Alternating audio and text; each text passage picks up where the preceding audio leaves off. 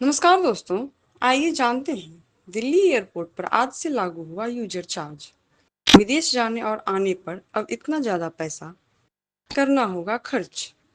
दिल्ली के Indira Gandhi international airport ने आज 16 अप्रैल से अंतर्राष्ट्रीय यात्रियों के लिए यूजर चार्ज में बढ़ोतरी की है। जहां डोमेस्टिक पैसेंजर्स के लिए शुल्क में कोई बदलाव नहीं हुआ है, वहीं इंटरनेशनल पैसेंजर्स के लिए यह बढ़ोतरी उनके ट्रेवल कॉस्ट को थोड़ा बढ़ा सकती है। इंटरनेशनल पैसेंजर्स के लिए किए गए बदलावों के बाद अब इकोनॉमी क्लास वाले यात्रियों को यूजर चार्ज के तौर पर 659 रुपये का भुगतान करना होगा, जो कि 404% की बढ़ोतरी है।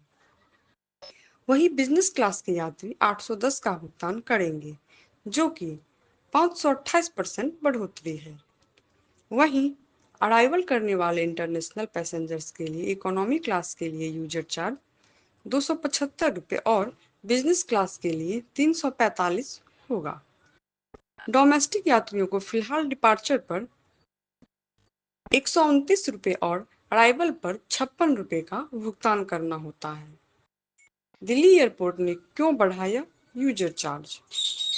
आइए जानते हैं। दिल्ली एयरपोर्ट ने बताया कि यह बढ़ोतरी संचालन सुनिश्चित करने, क्वालिटी मेंटेन करने और रेवेन्यू की जरूरतों को पूरा करने के लिए अहम है। एयरपोर्ट इकोनॉमिक रेगुलेटरी अथॉरिटी ने एयरपोर्ट लिमिटेड के प्रस्ताव की समीक्षा के बाद इन बदलावों को मंजूरी दी। नए यूजर चार्ज ढांचे का मकसद एयरपोर्ट की फाइनेंशियल जरूरतों को पूरा करने के लिए जरूरी है। दिल्ली एयरपोर्ट पर 80% डोमेस्टिक पैसेंजर्स।